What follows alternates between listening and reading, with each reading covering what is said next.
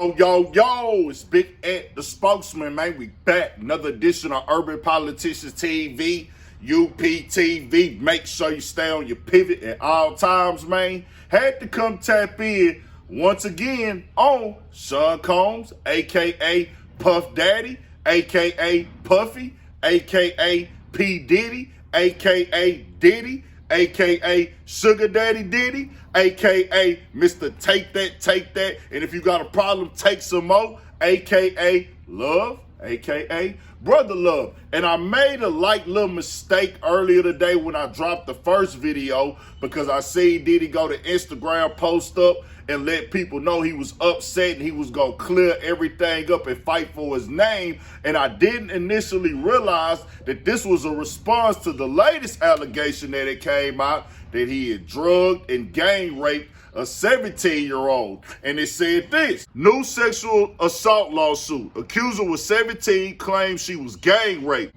Diddy's just been hit with a slew of new heinous allegations from an anonymous accuser who says she was still in high school when he and others sex trafficked her and gang raped her.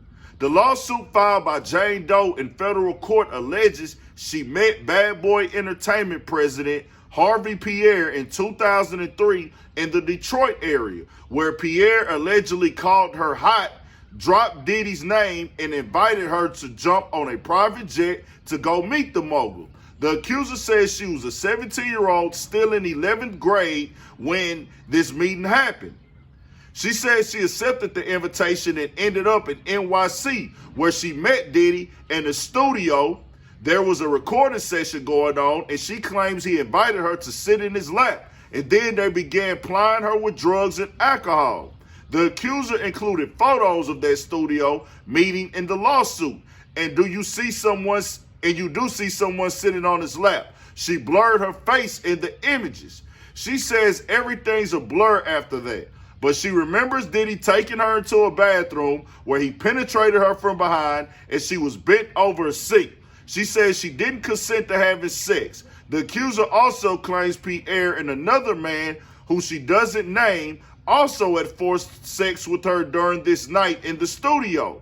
She claims she ended up in a fetal position on the bathroom floor and was eventually escorted out of the studio and flown back to Michigan. This accuser says she suffered silently for 20 years, and although she knew speaking out would be difficult, but felt confident after seeing Cassie and several other women share similar allegations against Diddy. The suit alleges Diddy violated NY State's Victim of Gender-Motivated Violence Protection Law, which has expanded the statute of limitations. And Diddy hasn't really came out directly to social media and spoken directly to any of the allegations, the lawsuit and things with Cassie and everything else that been trending online. But I guess today Diddy was fed up and said enough is enough as he went to Instagram and said this: enough is enough. For the last couple of weeks, I've sat silently and watched people try to assassinate my character, destroy my reputation and my legacy. Sickening allegations have been made against me by individuals looking for a quick payday. Let me be absolutely clear. I did not do any of the awful things being alleged. I will fight for my name, my family, and for the truth. Sean Diddy Combs, a.k.a. nigga Brother Love, nigga, a.k.a. Diddy, nigga, take that, nigga. It's love, nigga, love. Nah, let me stop, bro. Let's keep it all the way 1,000. I don't support rape, gang raping, drugging, and alcohol in underage women in any shape, form, or fashion. 1,000% against that. I'm 1,000% against that with grown women. Also, I have women in my family that I love dearly and would never be accepting and cool with that type of stuff going on.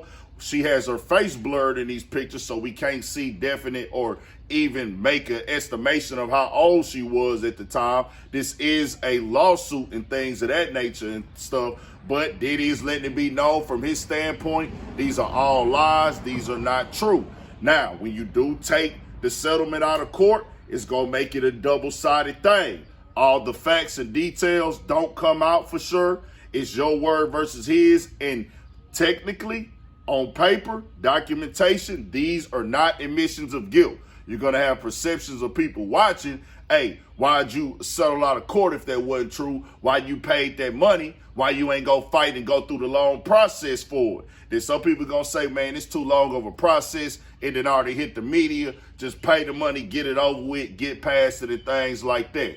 This is Diddy first time coming publicly and addressing it directly. Pretty sure he gonna eventually sit down and do a full-blown interview to try to clean up his brand and his image and everything that's been said about him.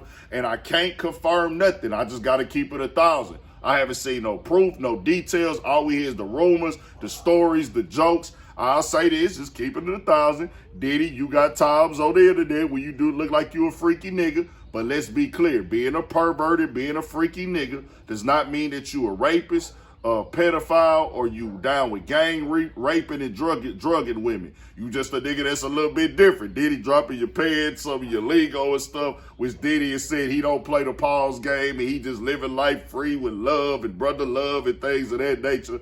But Diddy, I have to say, innocent until proven guilty. We haven't saw confirmed details of facts. We only have testimonies.